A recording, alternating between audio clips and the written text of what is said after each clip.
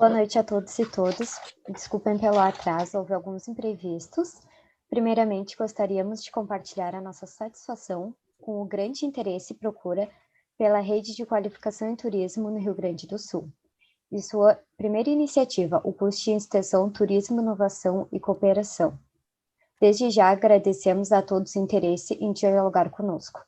Teremos hoje o painel Qualificação e Inovação em Turismo, com a professora Marutska, da UNB, e o professor Mário Beni, da USP. Dando, então, início às atividades, gostaria de convidar para a nossa mesa e abrir essa câmera o professor Antônio Carlos, da UFRGS, um dos coordenadores locais do projeto e que irá mediar o nosso painel. A professora Marutska, da UNB, articuladora nacional do projeto de pesquisa e qualificação em turismo. Ela atualmente coordena o Centro de Excelência em Turismo da Universidade de Brasília. Por sua trajetória, recebeu em 2018 o Prêmio Pesquisadora Destaque da Associação Nacional de Pesquisa em Turismo. Professora, obrigada por estar conosco essa noite. O professor Mário Beni, da USP, é reconhecido pela sua trajetória, que dispensa apresentações, embora caiba nos a dizer que é livre docente, professor titular aposentado da Escola de Comunicação de Artes da Universidade de São Paulo. Membro efetivo do Conselho Nacional de Turismo, vice-presidente de Planejamento e Capacitação da NTUR, Confederação Nacional de Turismo, e reitor da Universidade Corporativa. Recentemente, o professor Mário tem mantido um diálogo ativo com o TRAD e a comunicação envolvida em turismo através do seu canal do YouTube, Troca de Ideias com Mário Beni. Professor, obrigado por compor a mesa. Está a palavra o professor Antônio, para que inicie o painel. Tá bom, muito obrigado. Obrigado, Natália. Então, novamente, inicialmente, assim, a minha alegria imensa de estarmos aqui, tá? E termos conseguido organizar, então, este curso. Tá? Muito obrigado. Quero agradecer a confiança, primeiro, ao Ministério do Turismo, tá? Depositada nas instituições públicas, instituições que são de ensino, instituições que são de pesquisa e também de extensão. Agradeço as parcerias realizadas, primeiro com a Universidade de Brasília, que é, obviamente, a coordenadora desse projeto nacional, e as parcerias com a Universidade de Pelotas e com o AFURG, né? A nossa Universidade do Rio Grande, através, então, de dois professores, pesquisadores, que é o professor Maurício Pimentel e o professor Jaciel Kunz, então, respectivamente, né, UFPEL e FURG. Quero agradecer também aos mais de 300 inscritos, né, para participar desse curso, dizer para nós que foi uma grande satisfação, né? Obrigado pela confiança, por atenderem ao nosso chamado né, de parceria para trocas, para diálogos. Peço imensamente desculpas pelo nosso atraso, por questões técnicas, por esse grande número de participantes, nós tivemos que trocar mais de uma vez, né, enfim, o espaço que nós teríamos que utilizar, né? Porque, embora nós estamos num ciberespaço, esse espaço tem endereço, esse espaço se constitui também com limites. Isso também é interessante, não só limites que comportam participantes, mas também com limites tecnológicos, muitas vezes. Então, peço desculpas, né? Mas este curso vai ficar gravado, vai ficar à disposição, então, enfim, tudo se resolve aos poucos. Continuando, né, esta rede que nós oficializamos, né, a sua instituição no último dia 29, né, no seminário de validação, de qualificação dessa rede, que nós chamamos, então, Rede de Qualificação em Turismo no Rio Grande do Sul. Tá? E, por derivação, obviamente, também esse curso piloto. Tá? Esse processo é resultado de uma pesquisa que estamos desenvolvendo. Tá? Então, é uma pesquisa acadêmica, efetivamente, certo? Esse seminário que citei, esse seminário que foi de validação, ele está à disposição também no YouTube, né, no nosso canal do YouTube, para aqueles que não puderam assistir e para aqueles que querem, efetivamente, tomar conhecimento, pois nesse seminário além de uma série de colocações que foram feitas, manifestações, nós também tivemos a apresentação de dados parciais dessa pesquisa que nós estamos realizando, né, que já fazem 6 meses, né, que estamos nesse caminho, tá? Onde, então, tivemos a contribuição de várias instituições públicas, privadas, de vários atores no Rio Grande do Sul, que pertencem aos 14 municípios, né, que foram elencados pelo Ministério do Turismo ou por nossa sugestão, e que compreende, nesse momento, então, esta pesquisa e, nesse momento, então, a criação dessas rotas. Tá?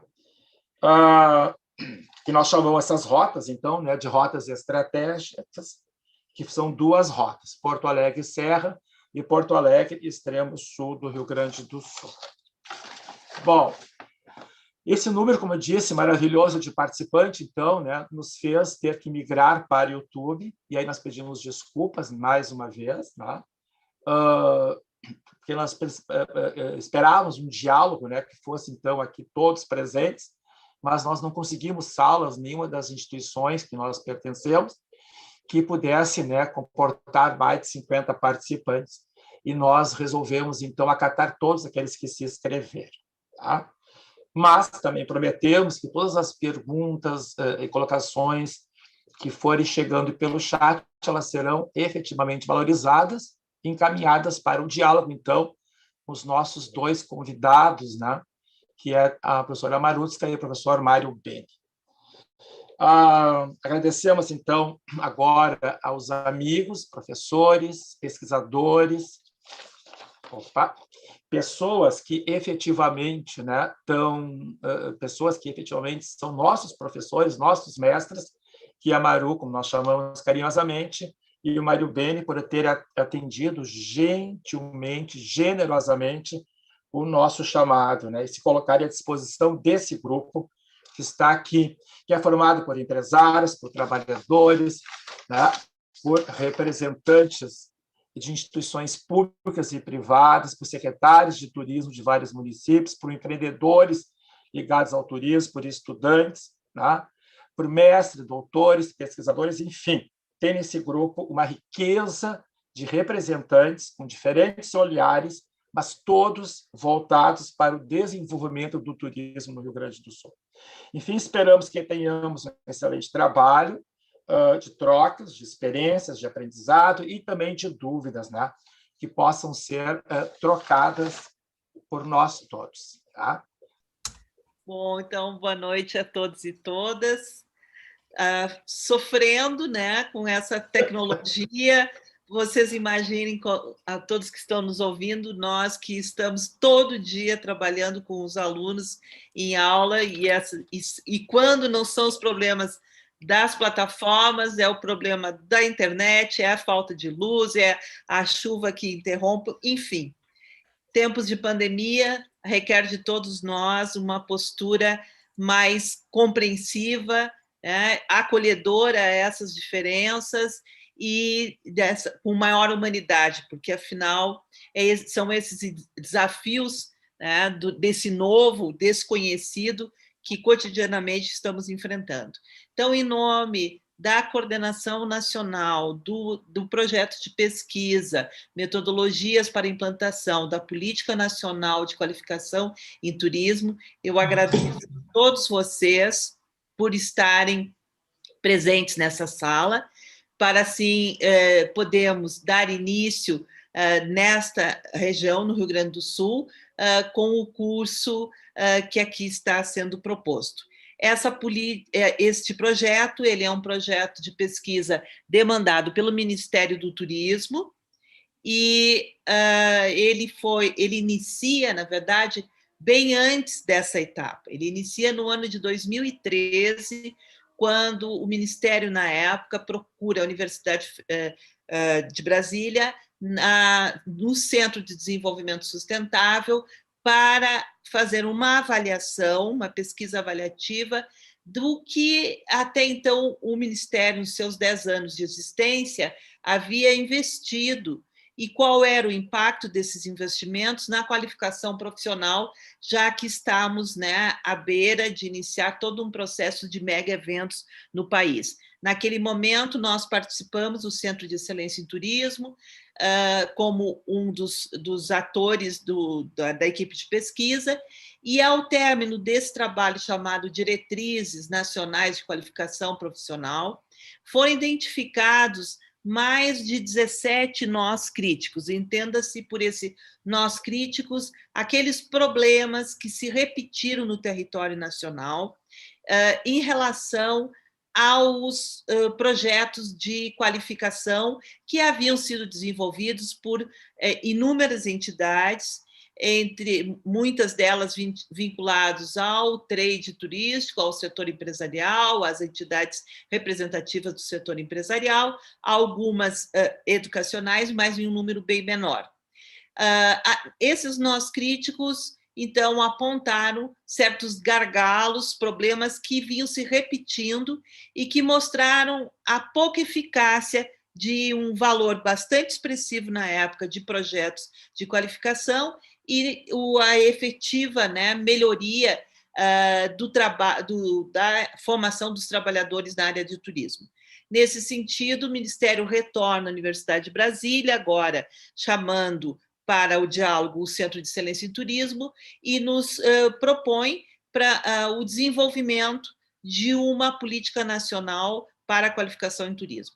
Essa política, então, foi desenvolvida a partir de uma rede de pesquisadores, coordenada pelo Núcleo de Políticas Públicas em Turismo, que é o núcleo de pesquisa do Centro de Excelência em Turismo, e nós vamos desenvolver esse trabalho a partir das bases territoriais, porque no diagnóstico identificado, uma das questões muito importantes foi que nós não podemos pensar em termos de desenvolvimento do turismo no Brasil de forma igual do Amazonas a, por exemplo, o Rio Grande do Sul. São realidades diferentes, são quadros de trabalhadores de origem e interesses diferentes, culturas diferenciadas, apesar de estarem no mesmo país. O que acabou nos fazendo, então, né, pensar numa rede de pesquisadores, e naquele nós identificamos as 12 sedes da Copa do Mundo e, a partir dali, desenvolvemos o trabalho. Sabe o que está A cidade de Porto acontecendo? Alegre, o Rio Grande do Sul e a região da Serra Gaúcha naquela época. Então, para não me alongar mais nesse histórico, mas ele é importante porque eu sei que muitos das pessoas que estão, dos alunos que estão nesse curso, desconhecem a origem. Esse trabalho, então, resultou, na época, na Política Nacional de Qualificação em Turismo, que vocês podem ter acesso quando, então, abrirem a página do Ministério do Turismo. Essa política foi divulgada, publicizada no final do ano de 2018, e nela se traz como uma das ações para a sua implantação a criação do Plano Nacional de Turismo. Bom, o Plano Nacional de Turismo, desculpe, Plano de Qualificação de Base Territorial. E esses planos, então, agora estão em execução. Novamente, o Ministério procura a Universidade de Brasília, a partir do SET, nos solicita o desenvolvimento desse Plano Nacional de Qualificação, e nós, então, propusemos que esse plano teria que ser construído, na verdade, a partir de cada estado, de cada localidade do país, com os pesquisadores dessa localidade, para que nós possamos, então, fazer diagnósticos realmente realísticos das necessidades. E, a partir desses diagnósticos, a construção de redes de qualificação, que são redes de base territorial, as quais elas deverão ser as gestoras das demandas de qualificação para o país, e não mais da forma como vem acontecendo historicamente, que é aquela forma de chegada né, conforme o interesse ou a força política de uma legenda, vai lá o deputado com uma emenda parlamentar e solicita um curso, ou uma associação empresarial ou uma associação de trabalhadores vai lá e solicita o curso. Quer dizer, de forma desordenada, sem consistência, sem continuidade. O que nós, então, desenvolvemos foi uma pesquisa aplicada. Hoje fazem parte mais 99 pesquisadores em todos os estados brasileiros e mais de 27 instituições de ensino superior ou institutos federais, universidades estaduais ou universidades federais, onde nós temos, então, as pesquisas construindo diagnósticos, programas e projetos, e esse projeto é esse curso em forma de curso piloto, onde nós estamos propondo novas metodologias do trabalho pedagógico. Com isso, nós estamos agora finalizando, já os convido para o dia 17, 18 e 19, vamos ter o Seminário Nacional de Validação da Proposta Metodológica da Política Nacional de Qualificação, onde haverá, então, durante esses 3 dias, o relato das diferentes regiões, dos resultados de cada uma dessas regiões e das proposições para a continuidade. O que é importante desse processo todo é que nós conseguimos, através dessa metodologia de trabalho, garantindo a participação de todas as bases territoriais nacionais, que essa política deixe de ser uma política de governo, porque ela, como eu disse, ela vem num crescente desde o ano de 2013 e se torne uma política de Estado, e que finalmente a questão da qualificação profissional seja entendida como uma forma de desenvolvimento dos territórios,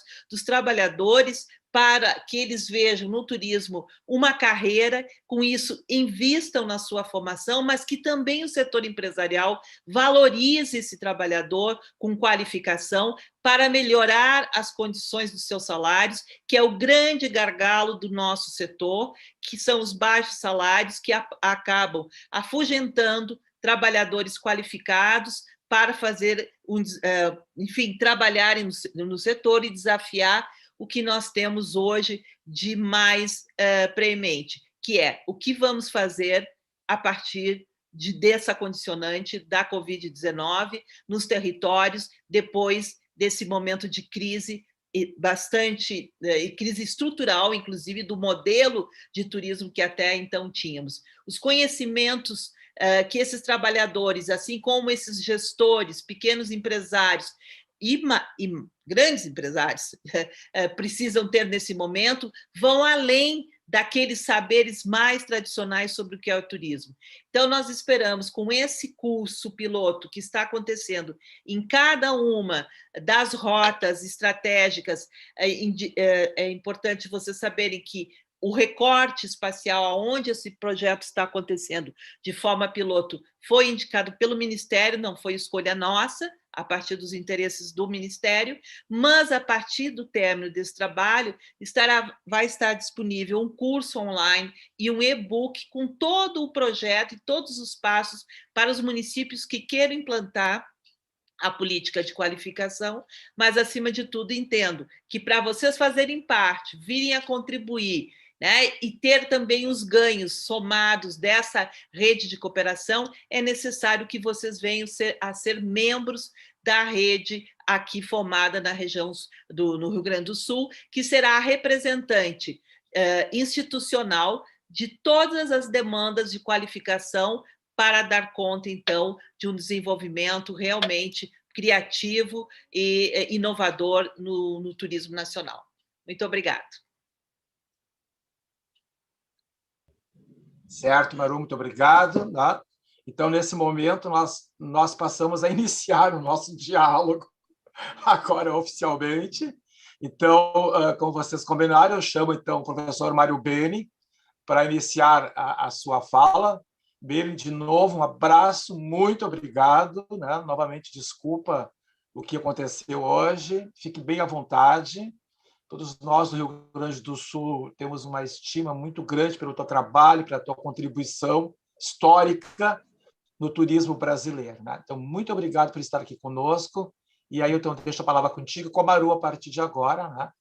E nós vamos ficar atentos às perguntas que surgirem, certo, pessoal? Obrigado, então. Mário, por favor.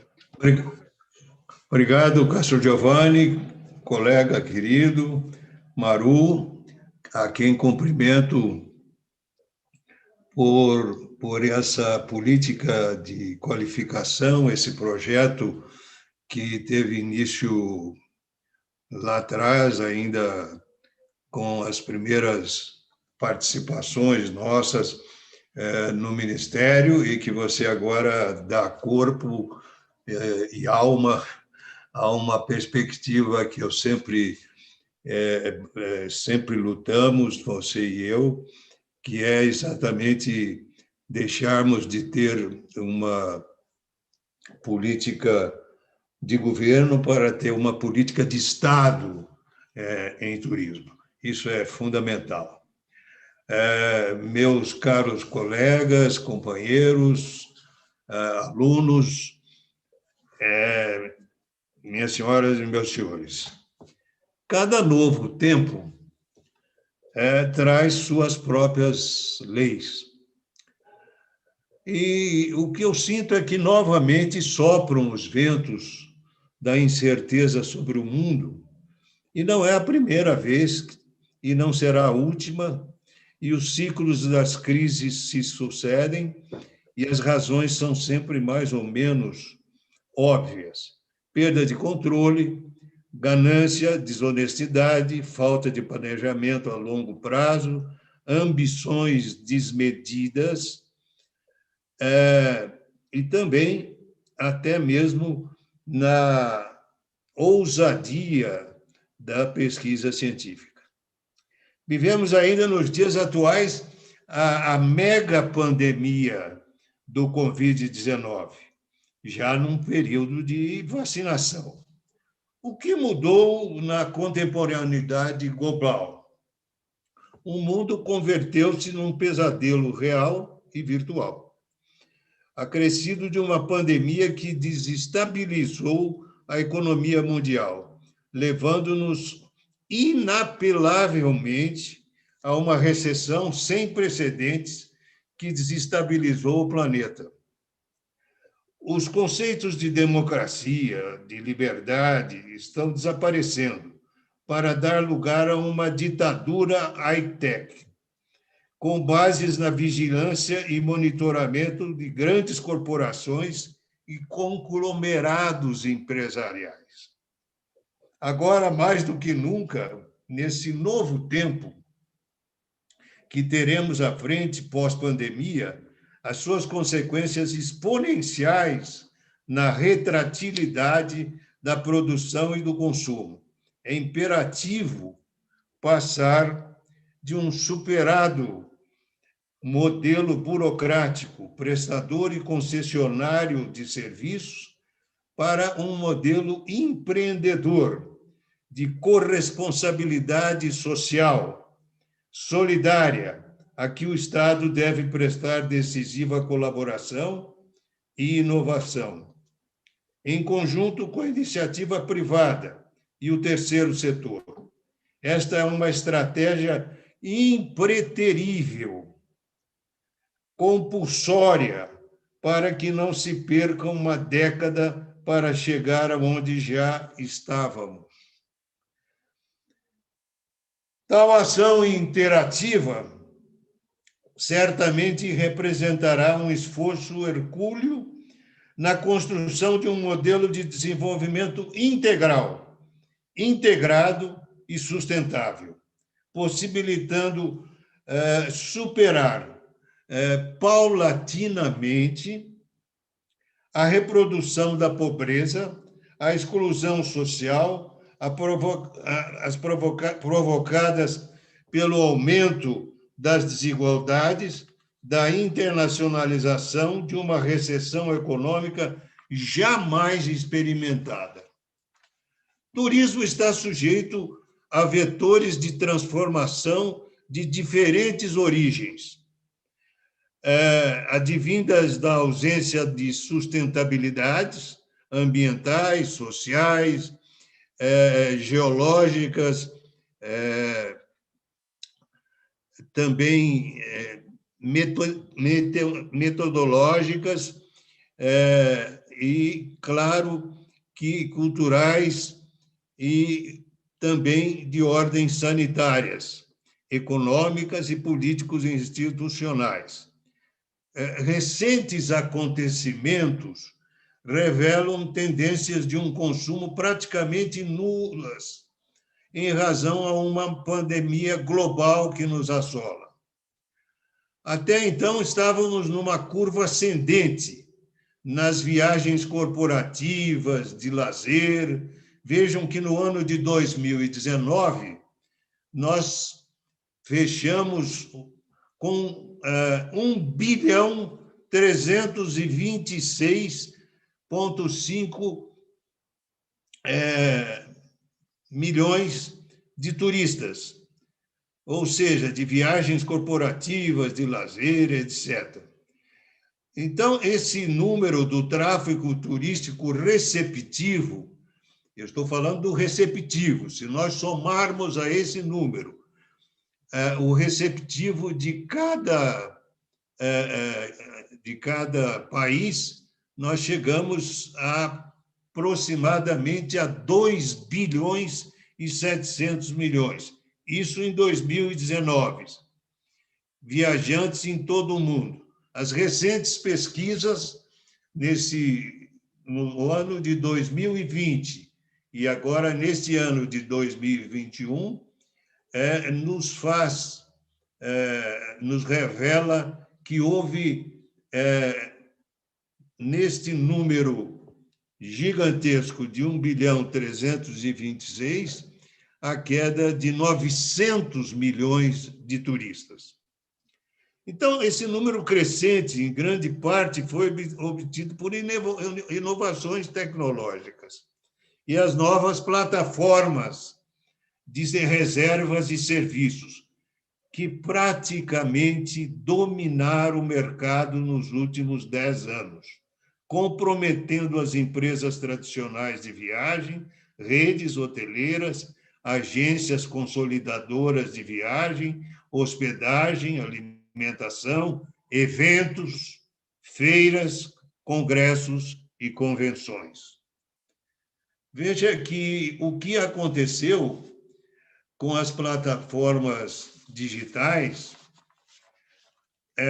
foi um desemprego total. Só no Brasil, quase 750 agências de turismo fecharam, além dos impactos nos hotéis, etc. Com um agravamento muito sério. Essas plataformas digitais de reserva, claro que a tecnologia nos permitiu a isso, e hoje trabalhamos praticamente, tudo se faz com esse aparelhinho aqui, lá, se faz reservas, se marca todo tipo de serviços, né? Delivery, iFood. Veja, nesse período de pandemia, o crescimento das empresas de delivery, de iFood, das reservas, descontos em restaurantes, hospedagem, locação de veículos, voos em promoção, passagem de ônibus, etc. O mais impressionante, e eu preciso registrar isso, é que essas plataformas não recolhem nenhum tributo ao Estado. Então, vamos pegar, por exemplo, o Airbnb, que tem sede na Irlanda. Ela recolhe na Irlanda, depois no mundo inteiro, e foi a que mais cresceu, abriu o seu capital na Bolsa de Nova York, esperava abrir com 200 milhões de dólares, 200 milhões de dólares, e abriu com 300 milhões de dólares. Então, gente, esse número crescente, em grande parte dessas inovações, realmente avançou na área do turismo, até encontrar a questão de outros fatores da retratibilidade econômica devido à Covid que nos assola. Então, esta imigração em massa, instabilidade política, insegurança nos modais de transportes, riscos meteorológicos, geológicos, adventos epidêmicos, pandêmicos que realmente estamos vivendo, e o incontido aumento da demanda que desafiava a capacidade de carga e sustentabilidade de alguns destacados destinos em 2019. Nós tivemos aí a questão de Veneza, Barcelona, alguns países da Europa, e vivíamos, então, o overtourism. E, de repente, passamos do overtourism para o undertourism, não é? Somando aí, de início, uma economia brutal, uma recessão brutal, levando ao desemprego de massa, à ruína de muitos empresários do trade turístico. Como é que nós vamos recomeçar o turismo pós-pandemia, né? Qual seria a retomada do turismo sustentável no recomeço desse turismo? Eu, na verdade, as pessoas estão sempre falando num novo tempo, num novo normal. Eu acho que nós já estamos vivendo uma nova era. Muitos operadores e integrantes da cadeia produtiva de serviços em turismo estão com justificada ansiedade e apreensão sobre o reinício da atividade no país.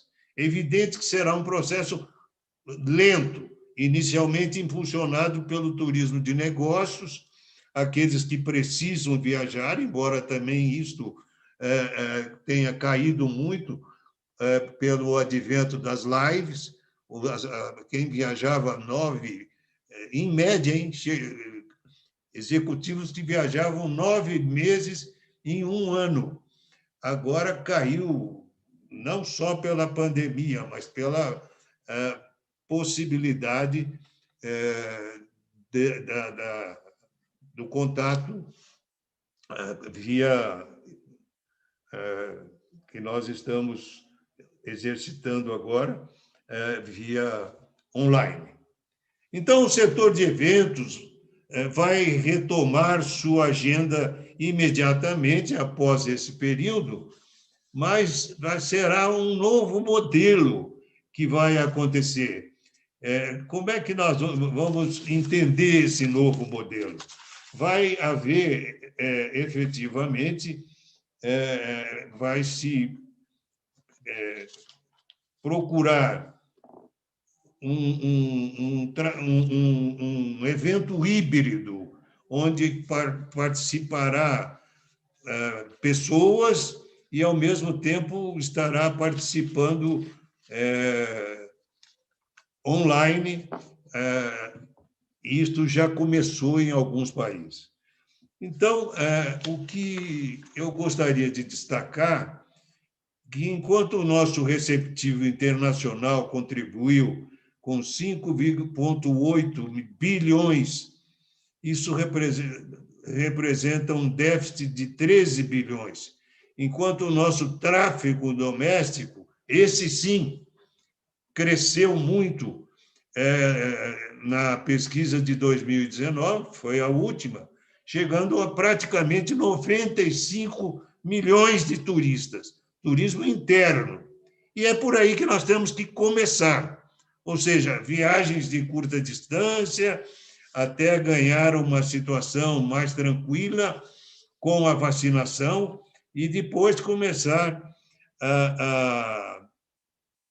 a trabalhar o que eu chamo do turismo da América Latina. Tá? Ou seja, veja que daquele 1 bilhão e 300 milhões de turistas que viajaram do receptivo internacional, o Brasil recebeu apenas 0,73, ou seja, 7 milhões e 300 mil turistas. Então, e se nós formos verificar, 60%, por volta de 4.200.000, são oriundos dos países limítrofes.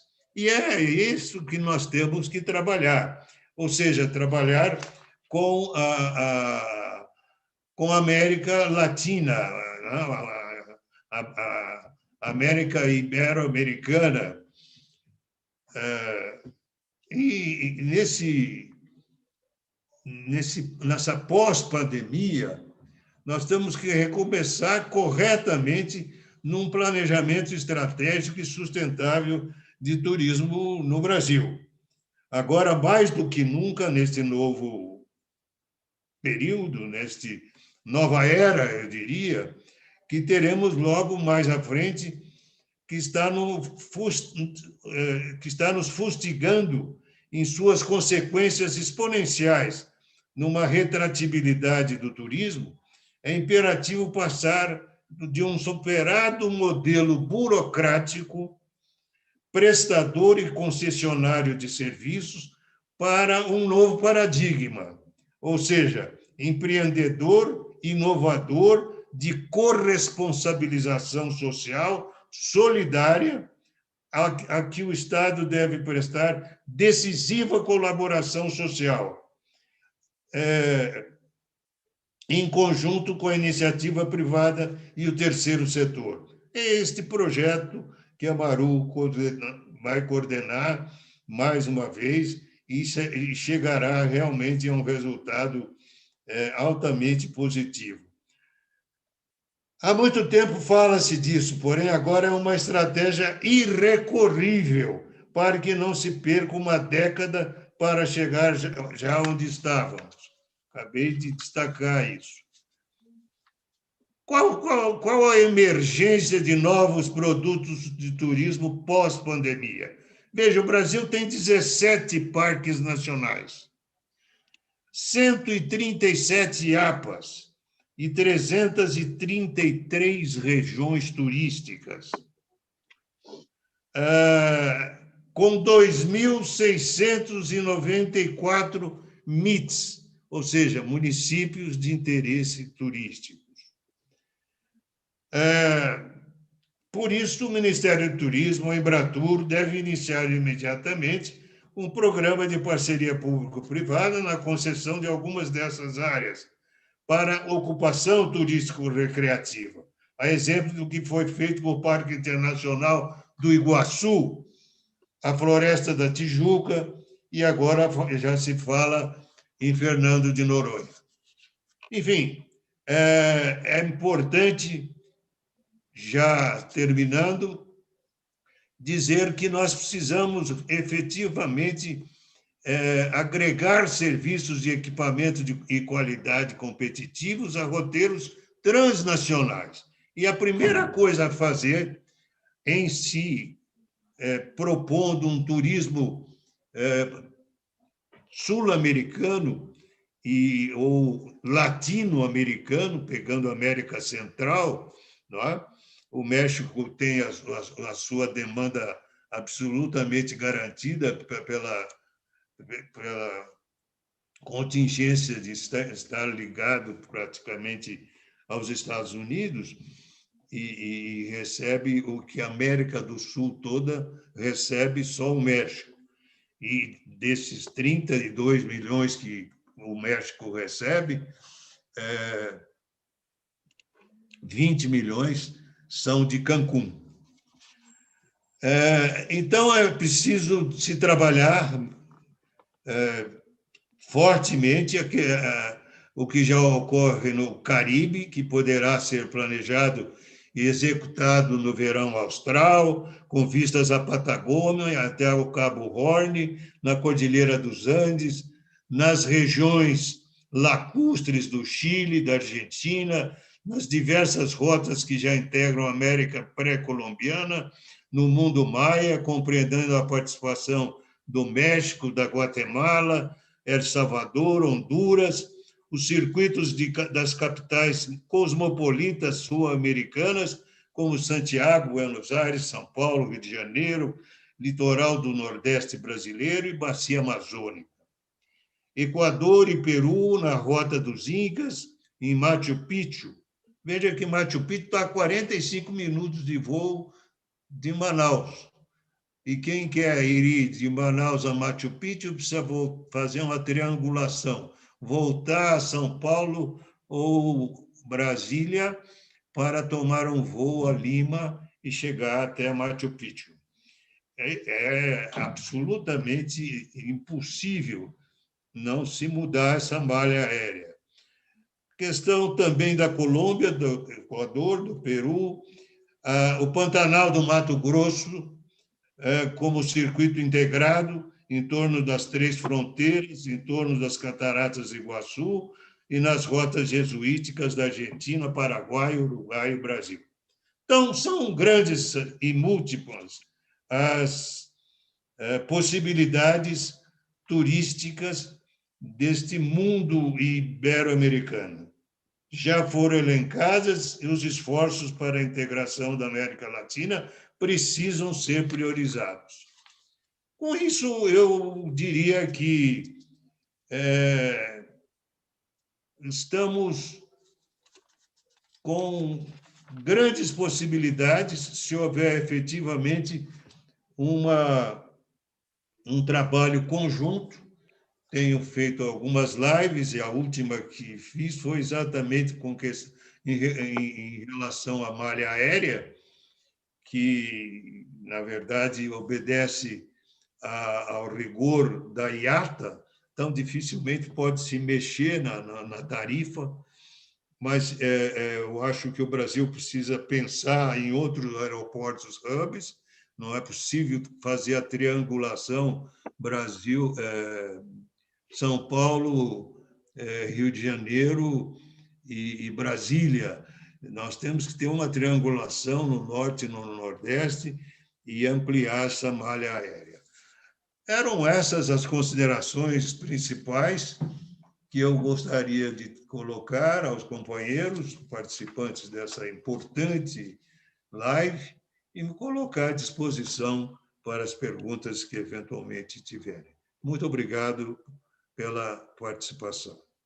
A nossa intenção foi fazer aqui um diálogo justamente propositivo e no sentido de, vamos dizer assim, reflexivo a respeito do próprio tema, que é inovar e cooperar. Né?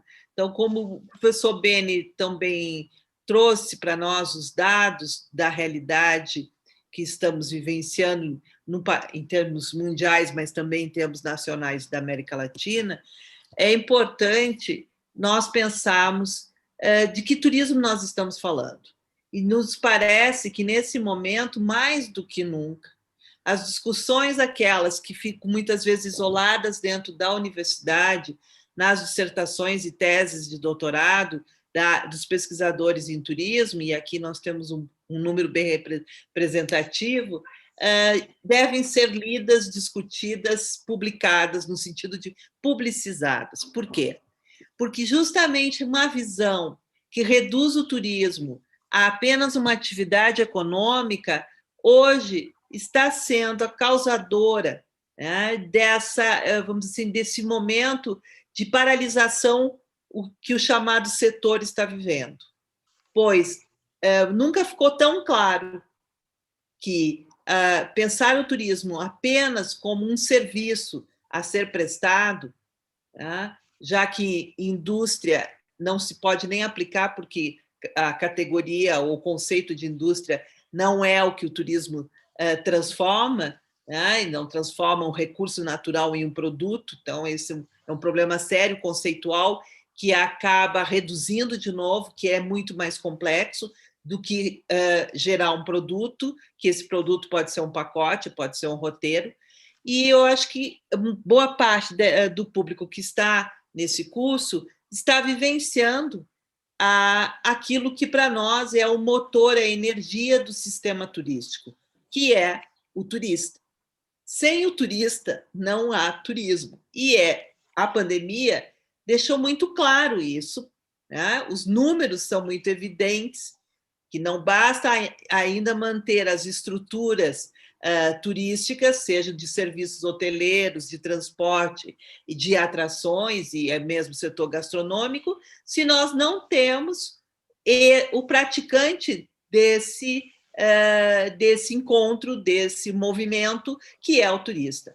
Então, nesse sentido, entendo ser importante nós pensarmos, buscarmos referências de entender o turismo como esse sistema vivo, porque, olha, ele é tão vivo que ele está totalmente abalado pelo grande sistema, né, social, econômico, político, geopolítico que nós estamos vivendo hoje, sanitário, né, com a pandemia. Se ele fosse um sistema isolado, e como o professor Beni disse, alguns empresários e alguns governos, sejam municipais, estaduais ou mundiais, tentaram fazer isso, dizer, a parte da pandemia, nós vamos criar aqui sistemas de segurança e podemos trazer os turistas, isso não deu certo. Tanto que não deu certo que tiveram que fechar as localidades, porque o número, né, se expandiu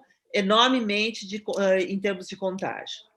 Por exemplo, nesse momento, é necessário a inovação que vá para além da questão tecnológica, até porque nós temos limites no Brasil, por exemplo, do acesso à internet 4G na mais de 70% do nosso território. Então, como nós podemos pensar em inovação tecnológica que auxilie toda a operação, a organização do turismo lá, vamos dizer, no interior da Amazônia, ou mesmo no interior, em regiões do Rio Grande do Sul, se nós não temos ainda a infraestrutura de 4G, quando o mundo todo já está em 5G, a grande parte do mundo está em 5G. Então, essas questões são gargalos de política macro do governo, de infraestrutura, que atinge o turismo. Por isso, nós não podemos pensar o turismo isoladamente. E essa pandemia mostra. Nós não podemos, por exemplo, continuar com aumento, com um número grande de mortos e pouca vacinação, que é o que nós estamos vivendo no Brasil, na América Latina e boa parte do mundo, tá? E fazendo chamadas para que se abram os negócios ao turismo em nome de uma pseudo-segurança. Por quê? Por que isso é precário? Por que isso é preocupante? Por que isso não é sistêmico? Porque muitas dessas localidades aonde esses turistas estão chegando e que podem levar de forma assintomática à propagação do vírus, não tem estrutura de saúde, não tem UTIs, não tem condições de atender a sua população. E quando a gente fala sua população, são os trabalhadores que estão lá nos hotéis, nos restaurantes, nos atrativos, no transporte turístico. E esses trabalhadores é que precisam do sistema de saúde público, que precisam das UTIs, se caso venham a contrair o vírus. Então, isso é pensar sistemicamente. O que fazer, então? Por isso, nunca eu acho que a política pública foi tão importante, e se vocês estão atentos e ouviram o discurso do presidente Biden, foi uma grande, né, vamos dizer assim, surra ao neoliberalismo, onde ele mostra a importância, nesse momento, para os Estados Unidos, do papel do Estado para recuperar os pequenos empreendimentos, os pequenos negócios, para auxiliar as pessoas desempregadas. O que está fazendo a França? O que fez a Itália?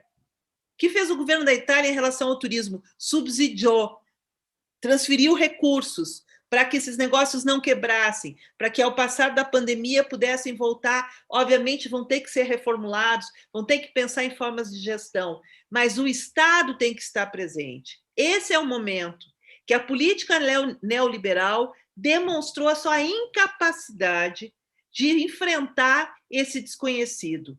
Não é na lógica do lucro máximo que nós vamos resolver o problema, porque ele não vai acabar só com essa vacinação. a nossa relação com o meio ambiente, com o planeta Terra, vem se deteriorando há tanto tempo, nessa lógica que nós, pela ciência, domesticamos, tá, a natureza e o mundo social, que nós estamos aqui com o nosso modelo econômico, nosso modelo, inclusive, que usa essa expressão, exploratório do território, destruindo a possibilidade do equilíbrio e prestes a estar vivendo a cada ano, só agora, né, nos parece, pelo grande número de mortes, que a Covid é uma grande pandemia, mas vocês recordam o ano de 2008 da HN1, o que ela representou para o turismo internacional, para o turismo brasileiro, até que nós pudéssemos rapidamente ter uma vacinação em massa e garantir essa qualidade. Então, o que eu trago aqui para a gente discutir é pensar que turismo é esse. Que turismo é esse que nós estamos... o seu modelo, como o professor Beni disse, é um modelo velho, é um modelo de uma economia controlada, planejada, onde tu sabias, né, o que ia acontecer amanhã, quem eram os grandes investidores, inclusive com estudos de demanda, em cima de perfis de comportamentos das pessoas como consumidores, que o marketing tão bem fez, segmentando setores. Hoje, tudo isso não tem valor. Por que não tem valor? Porque aquele destino mais singelo, tá, vamos dizer, da rota, da Lagoa, da Costa Doce, que era desprezado pelo turista que ia a Cancún, passa a ser o lugar agora mais viável, seguro, próximo, porque pode ir com o seu transporte, para que esse turista que tinha um ensejo, por exemplo, de ir para uma região, para o exterior, ficar dentro do Rio Grande do Sul e fazer as suas férias. Então, essa mudança, até porque, até o momento, nós não podemos, como brasileiros, a não ser em circunstâncias muito particulares, viajar ao exterior, por estarmos realmente, né, numa situação de sermos um país ainda propagador da pandemia, nossa imagem internacional é essa, e a realidade também o é. Então, o que mostra aí? Que nós temos um movimento desses lugares, então, despercebidos por uma lógica daquilo que era o título dos modelos turísticos globais, como de importância. Se tem falado nesse movimento chamado do neo-rural, a busca, né, desses espaços também rurais. Então, nesse sentido, o turismo de base comunitária, o turismo que vai ter esse acolhimento com o menor número de pessoas, tá, em pequenos lugares, terá provavelmente vai tecer maior segurança para o visitante. E aí, como ficam as localidades que se estruturaram para o turismo de evento massivo, né, permanente, com aqueles calendários que nunca terminava o Natal e nunca terminava a Páscoa e nunca terminava, para que sempre se tenha turistas, né, criando-se esses eventos? Como vão ficar essas localidades? Aí é que cabe essa palavra que está no título do curso: cooperação. Nunca foi um momento tão necessário de cooperação. E essa cooperação perpassa pelo conhecimento. Nunca o conhecimento foi tão necessário, a pesquisa foi necessária para buscarmos alternativas. Então, se eu pudesse, nesse momento, dizer a essa rede que está se estabelecendo no Rio Grande do Sul, até por conhecer esse estado, por ser oriunda, ter morado grande parte da minha vida, ter trabalhado com turismo, ter estudado o turismo do Rio Grande do Sul, ter contribuído para muitas dessas rotas que estão aí estabelecidas no Rio Grande do Sul, eu diria, essa rede teria como um papel prioritário fazer uma articulação entre as universidades que, historicamente, têm os cursos de turismo, mestrado e doutorado em turismo, ou na área de desenvolvimento rural, de desenvolvimento territorial, regional, se articular junto com as secretarias, o poder público, E o terceiro setor, com suas iniciativas, as comunidades organizadas, né, a partir de consórcio de cidades, de rotas,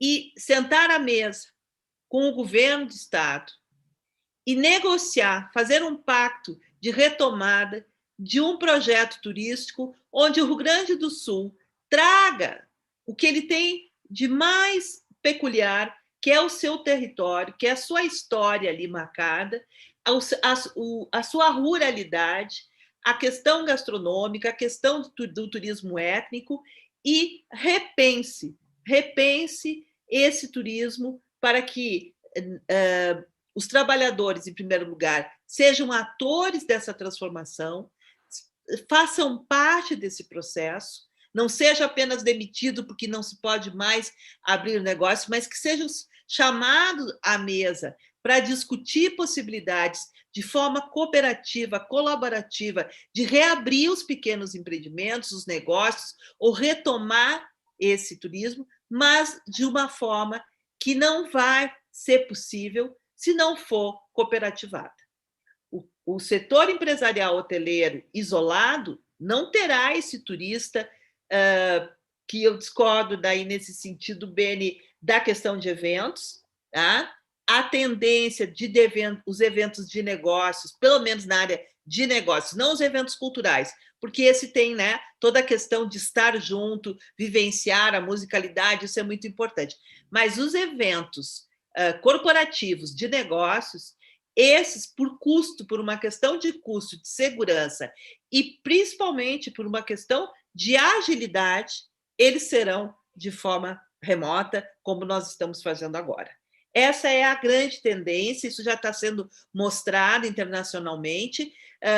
Acredito, então, é um setor que o turismo abocanhou, o famoso turismo de negócio, e construiu aí lógicas de grandes redes hoteleiras em cidades que vivem disso e que agora não vão mais ter esse fluxo. Então, vão ter que se repensar.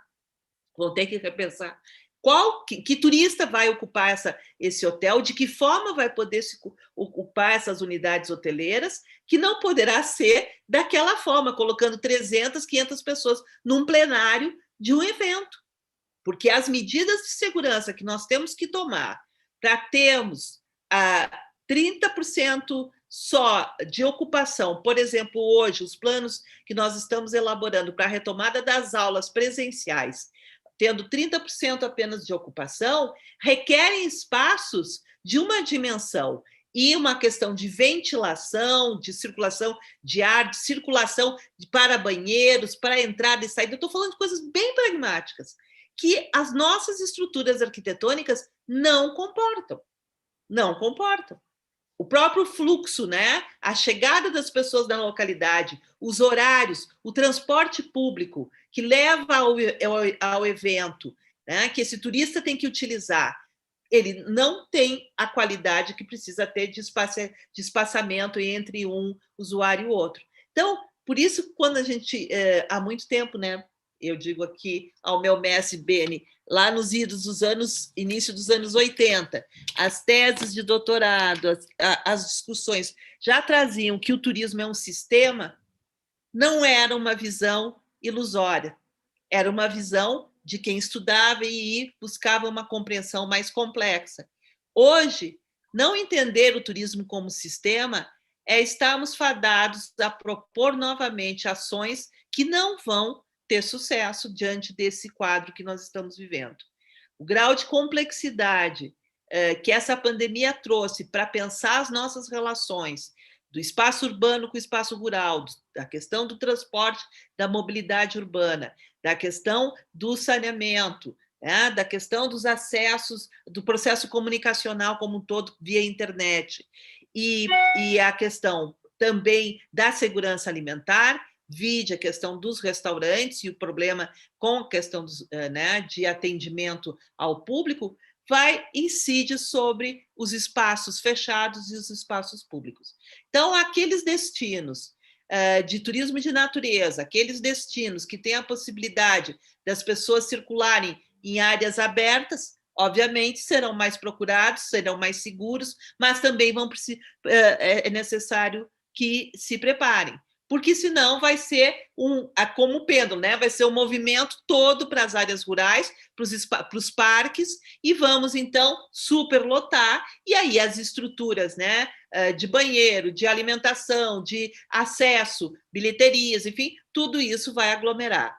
Ora, isso requer, primeiro, então, do meu entendimento, que se faça uma concertação nesse sentido de pensar o planejamento do turismo nesse período pandêmico e pós-pandemia, por essa mudança comportamental, né?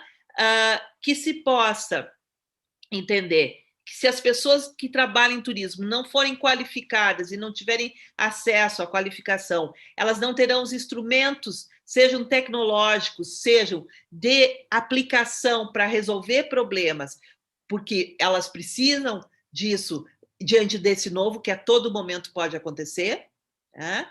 E, nesse sentido, nós precisamos que o Estado esteja presente com políticas públicas de auxílio, de financiamento com baixos custos para os pequenos empreendedores, enfim, ou largos espaços, né, de empréstimos com juros mais baixos, mas vamos dizer, na contra-onda de tudo isso, ontem, né, o Banco Central aumentou os juros novamente do país. Então, nós vivemos, por isso, uma complexidade. Portanto, não tem saída sozinha. Não tem saída o empresário com o seu negócio, não adianta ele fazer uma promoção, como eu ouvi muito hilária aqui de uma pousada aqui em Pirinópolis, dizendo para você que tem mais de 50 anos, pode vir porque você já está vacinado. Só que é o seguinte, não são todas as pessoas que estão vacinadas com mais de 50 anos.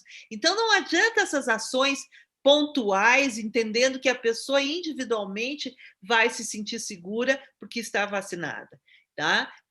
Essa visão, então, essa provocação da minha fala é no sentido que nós temos que pensar que turismo é esse, para onde a gente está caminhando com todas essas estruturas de uma outra lógica, como transformar essa infraestrutura turística, a própria questão de regulamentação, de legislação, enfim, é um momento complexo, inusitado para todos nós, de uma grande insegurança, que todos nós, toda a nossa, vamos dizer assim, confiabilidade no planejamento, no conhecimento, em todas as regras de segurança, inclusive, né, de planos de saúde, e vide o último caso, né, triste do humorista e ator Paulo Gustavo, que com todo o seu recurso financeiro, individualmente, não conseguiu fazer o enfrentamento a algo que é muito maior.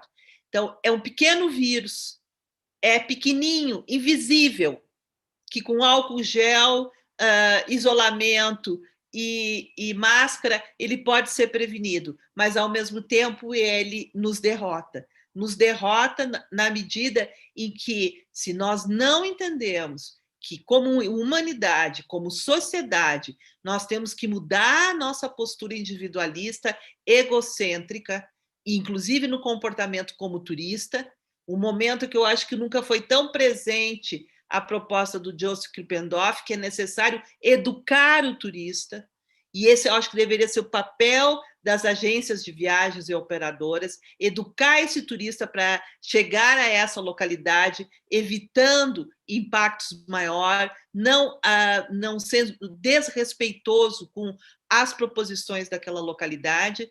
Principalmente isso acontece muito aqui na Chapada dos Veadeiros, onde nós temos quilombolas, reservas indígenas, e os turistas, apesar de estar fechada a visitação das cachoeiras nesses territórios devido à questão da Covid, os turistas invadem porque entendem que eles têm direito, eles estão lá, eles estão pagando, eles têm direito. Então, educar o turista também é um movimento, acho que necessário de se retomar como um dos ideários nesse momento. Mas, para finalizar, eu diria a questão da cooperação, a questão da solidariedade, a pensar aquela ideia que está na base de um cluster turístico, num cluster que não é só os negócios que são irmanados, mas é o sistema local, o território, onde nós possamos colocar a Dona Maria que faz a goiaba, o seu Virgílio que faz o vinho, né? Que ele possa estar dentro desse processo turístico, na sua individualidade, mas com a qualidade de termos aí uma rede de cooperação para cooperar no momento em que um não puder estar presente ou adoecer ou não puder estar atendendo o turista.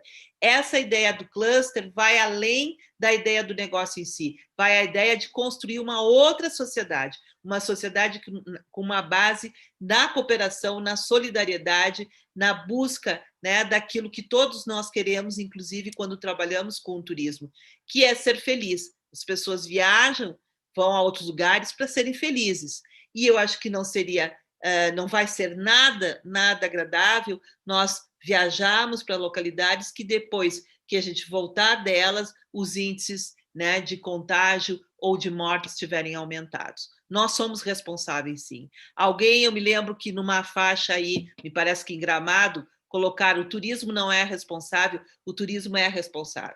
Pois a primeira pessoa que trouxe o vírus para o Brasil, que foi aqui em Brasília, viajou, estava na Itália e era turista, e veio para o Brasil, marido e mulher, e contagiaram a partir daqui. Então, o pensamento tem que ser sistêmico, porque nós estamos, assim, influenciando o nosso território, mas nós também estamos influenciando o que está acontecendo no outro lado do mundo. Não dá para pensar isoladamente, não dá para pensar, eu não sou responsável. Todos nós somos responsáveis pelo que está acontecendo, inclusive pelo turismo que nós temos hoje. Muito obrigada. Fico agora abertas também aos questionamentos. Certo, muito obrigado. Obrigado inicialmente ao Mário Amaru, realmente, né? Nós vivemos um mundo globalizado, nós não temos clareza de onde iniciam e onde acabam as redes que se constituem, né? Essa é a grande questão. Por isso que essa complexidade é tão importante ser pensada, efetivamente. Bom, assim, durante as falas de vocês foram surgindo várias perguntas, nós fomos anotando, algumas já foram sendo respondidas, né? Mas nós selecionamos algumas até por respeito que as pessoas fizeram, né? E tem muitos comentários também, depois eu vou, se der tempo, fazer alguns comentários que as pessoas trazem. Mas o que é interessante, depois vocês vão poder depois ver o chat, e também tem os e-mails, que a maioria das pessoas trazem nessas preocupações de vocês, tá? E, obviamente, estão muito atentas, enfim, para, né, o que vai ocorrer, que está ocorrendo, que vai ocorrer daqui para frente, né? Então, por exemplo, tivemos aqui uma pergunta de um proprietário de uma pousada em Gramado, o Paulo, que ele, né, pergunta a preocupação, o que é preciso fazer num estabelecimento como o meu para que haja confiança, né, quando ele é elegido. Acho que é uma questão pragmática, mas, claro, que preocupa, né, os pequenos proprietários, os grandes proprietários, hoteleiros e etc., né? A Angelice Modler trouxe também, já foi respondido, mas eu acho que dá para pontuar também novamente, como será o retorno da atividade turística pós-pandemia, visto que a cada dia que passa, mais estabelecimentos fecham e meios de hospedagem fecham, né, e os destinos empobrecem, tá?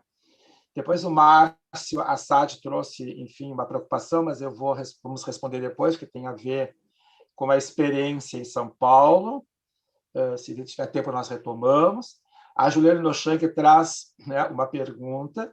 Diante de tanta descontinuidade nas políticas públicas locais de turismo e da pouca participação dos tomadores de decisão em qualificações, como essa, como desenvolver o turismo de forma integrada? Tá? Acho que vamos começar por essas três, né, questões trazidas. O que vocês acham? Não sei também se tem uma resposta objetiva, mas eu acho que a experiência de vocês é fundamental, né? Até porque a gente nota aqui nas colocações a preocupação das pessoas, né? A atenção que o setor vive em relação à pandemia, né? E o futuro de... Por exemplo, aqui tem muitos participantes da Serra Gaúcha, né? E o que será da Serra Gaúcha com essa pandemia, etc, etc. Depois eu posso fazer até alguns comentários que aparecem. Não, eu diria, já começando por essa, que de todos os territórios ou regiões vocacionadas para o turismo, a Serra Gaúcha ainda é aquela que melhor se posiciona, não só com relação à sua oferta receptiva natural, como gastronômica e a sua própria oferta hoteleira. É verdade que ela só não se tornou ainda o exemplo de um cluster por uma razão muito simples, a dificuldade da hotelaria local. Veja que os alunos formados para uma das melhores escolas de hotelaria, que infelizmente fechou, que era do Castelli, não eram aproveitados na Serra Gaúcha. Por quê? Porque era aquela tradição de pai para filho. Então, nós chegamos muito próximo a um processo de clusterização na Serra Gaúcha, com o laboratório da Universidade de Caxias do Sul. Trabalhamos nessa linha, e é evidente que poderíamos já estar vivenciando essa questão. Claro que a Covid também nos trouxe um problema muito sério. Então, estancou aquilo que estava sendo conduzido de uma forma correta. É evidente que a hotelaria na região, principalmente na região das Hortênsias, é uma hotelaria muito resistente à inovação. Tá? Eles são famílias que se resistem à inovação. Lembra-se que, quando eu falava em cluster, e DMO, por exemplo, depois de definido o cluster, você teria um instrumento de gestão da região, onde seria centralizado a reserva de uma forma equitativa, e os hoteleiros nunca acreditaram nisso, acharam um absurdo, cada um quis, até que, não sendo feito da forma correta pelo Estado, ou eventualmente pela própria grupo de hoteleiros e pelo próprio sindicato dos hotéis, enfim, da representação da área, vem uma empresa como a CNC, que começou pagando R$50 a diária, e bloqueando os hotéis 365 dias por ano. Depois passou a 70, chegou a R$100. Então, o que é isso? É um cluster. É um cluster comercial, tendo iniciativa de um empresário, quando nós poderíamos ter isso em conjunto da comunidade e em favor da comunidade. Mas nunca acreditaram nisso, é difícil.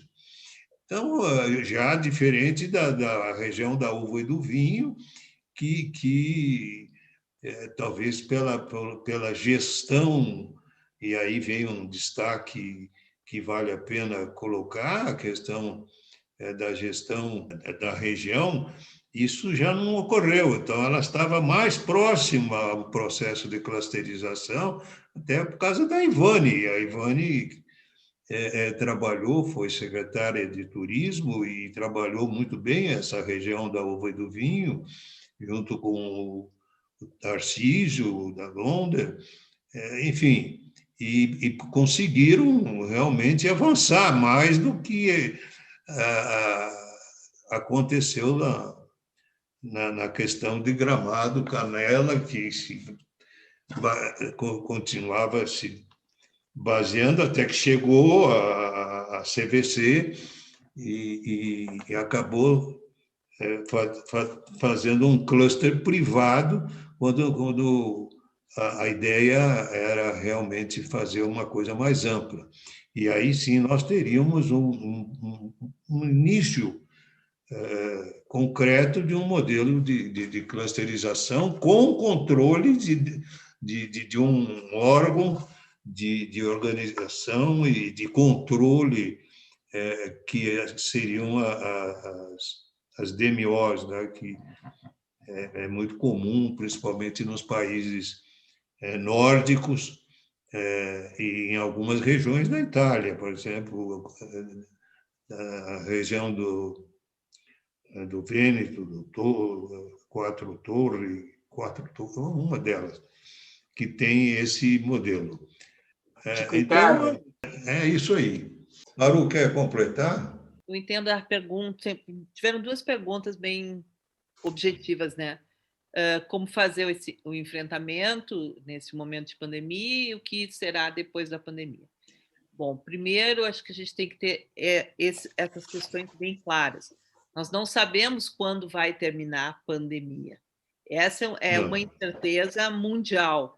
Nós sabemos por quê? Por causa das cepas que derivam e ampliam e retomam, e as ondas, como a gente também teve na Europa. Mas no que nós estamos observando e analisando é que aonde está ocorrendo vacinação em massa, quer dizer, que a população está conseguindo ser vacinada, a retomada dos destinos turísticos, seja dos serviços, seja nas próprias cidades. O caso, por exemplo, de Nova York, que até o momento apenas restaurantes que têm espaços externos podem servir quem internamente não é servido, e você sabe que Nova York vive o turismo de Nova York é um turismo urbano, ele vive dessa lógica da gastronomia, dos grandes espetáculos. A Broadway só vai retomar em setembro. Por quê? Porque a sua população tem aí o indicador até o final do mês de maio, que 70% da população dos Estados Unidos vai estar vacinada. Então, a questão é essa: retomar turismo tem que ter vacina. Então, nós não sejamos ingênuos, que nós vamos ficar fazendo esse movimento, tá? E retomando, abrindo o comércio, porque nós temos que salvar o negócio. Só que é o seguinte: o turista não vai ir, gente. Ele não vai ir e não vai vir ao Brasil.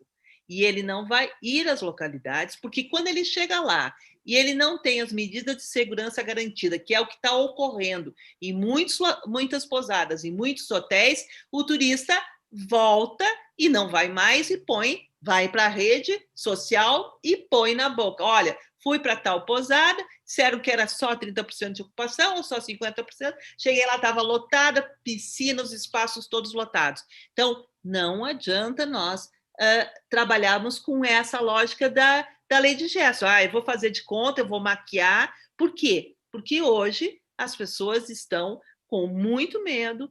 Nós estamos vendo que a questão das sequelas, inclusive, desse vírus, são terríveis, não estão sabendo mapear hoje o que representa. Não há mais a questão só de comorbidade e idade, o que é muito importante. Então, eu diria que é preciso, volto a dizer, união. Vocês, empresários, pequenos empresários, vocês, representantes das secretarias, do setor público, das cidades que precisam desse turismo, vocês têm que se unir com suas associações, suas entidades e negociar, ir para a mesa de negociação com o governo, buscar vacina, comprar vacina. Nós temos que vacinar a população e nós temos que vacinar os nossos trabalhadores. Não dá para ficar pensando numa lógica de colocar essas pessoas que são mais vulneráveis, que têm casas com menos conforto, que vão viver junto com as suas famílias em pequenos espaços, que pegam transporte público, que ficam aglomeradas, que não sejam vacinadas e depois vão trabalhar no estabelecimento de vocês. Dá para entender? Ela pode estar, sim, assintomática. Ela está de máscara, mas a gente está vendo que as coisas são muito mais complicadas. Então, vacinação.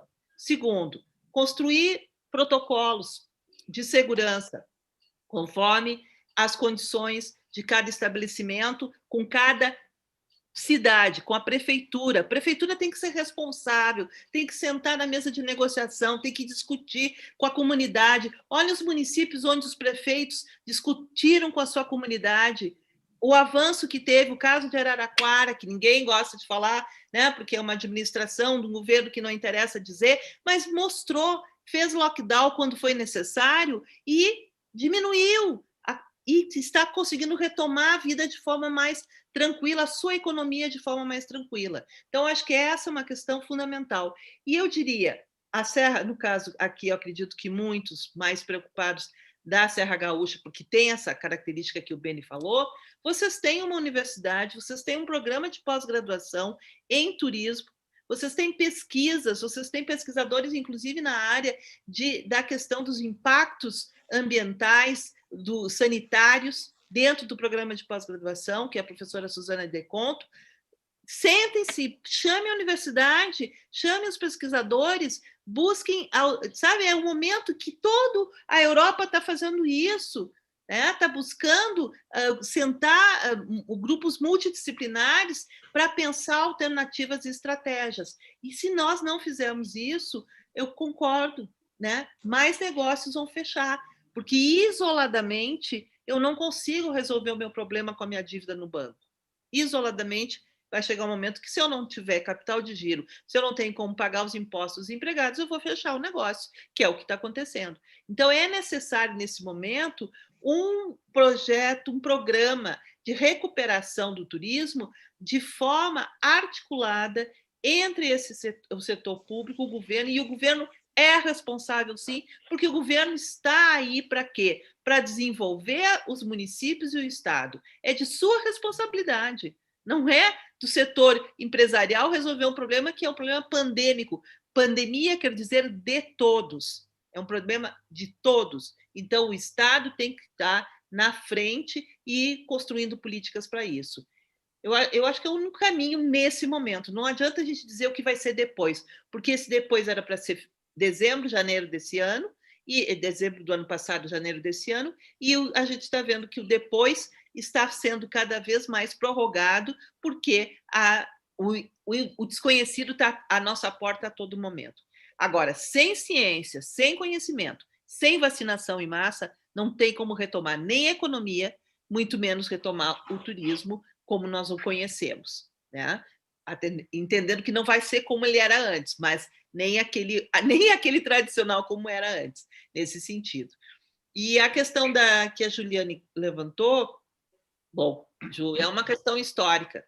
Talvez aqui, mais do que eu e o Beni, outras pessoas diriam, como a professora Norma Mech, que é cansativo essa questão da não continuidade das políticas públicas. Lembrar a história da política pública de turismo do Rio Grande do Sul, que data dos anos 70, que tu tão bem estudaste na tua dissertação de mestrado, mostrava lá nos anos 70 o turismo como uma forma de desenvolver o estado do Rio Grande do Sul no governo Triquês.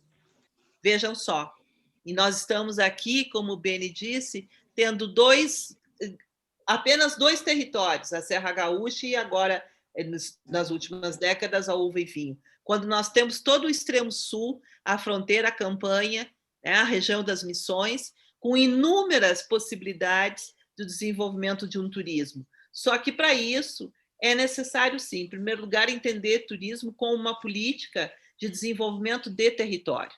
Não entender turismo só como negócio, que esse é um equívoco para uma política pública.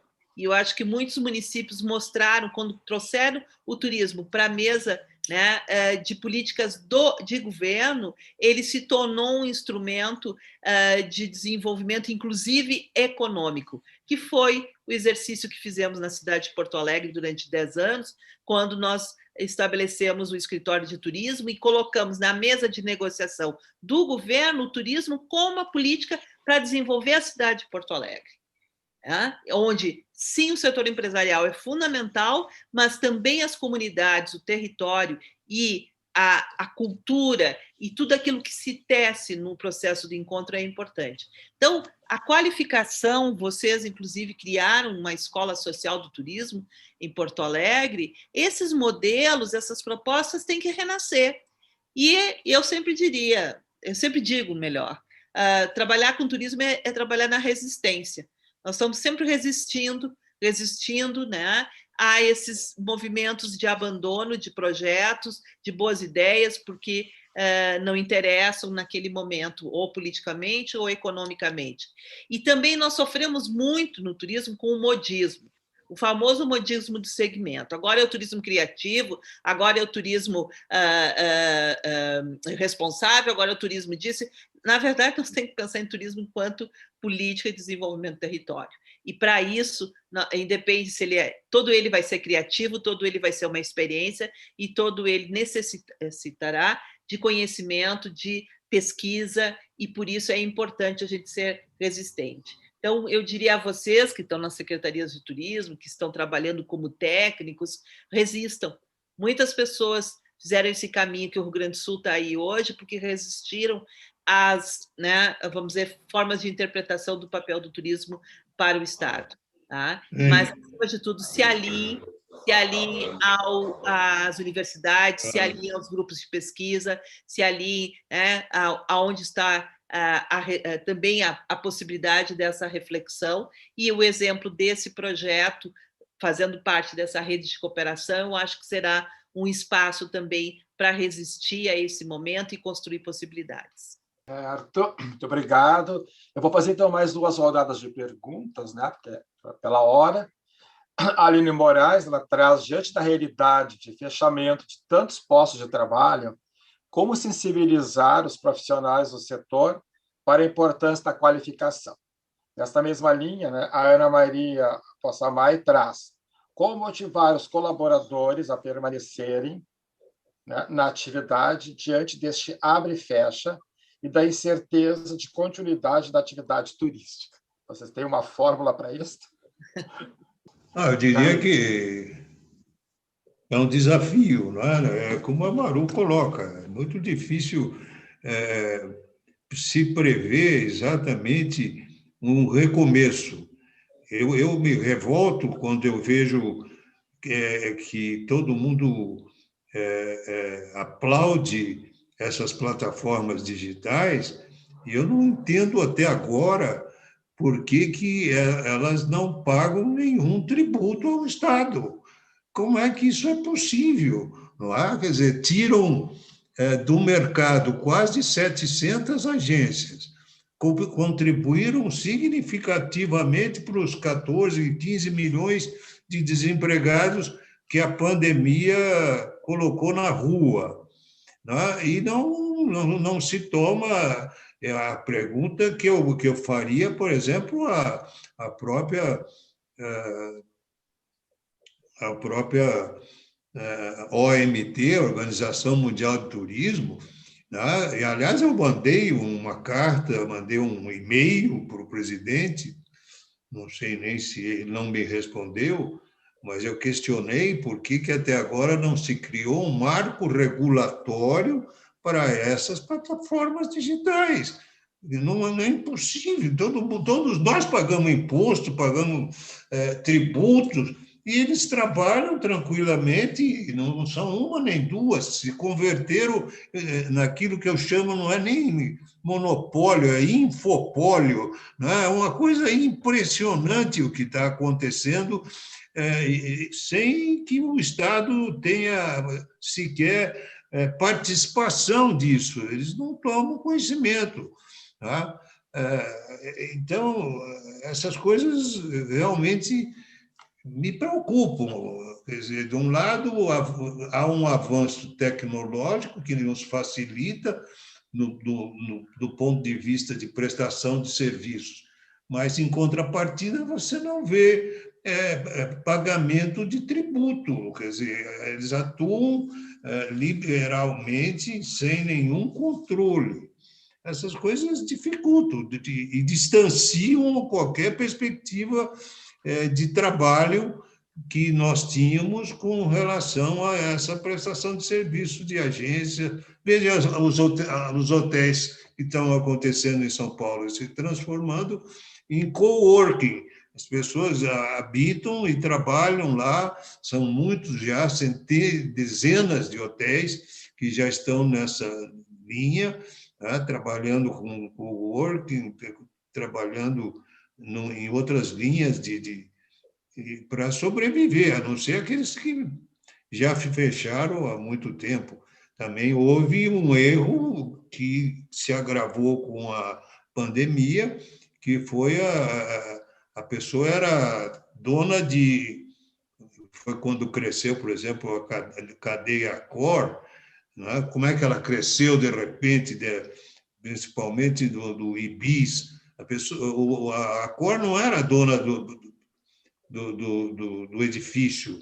O edifício tinha cotas, foi quando as empresas hoteleiras se associaram a investidores e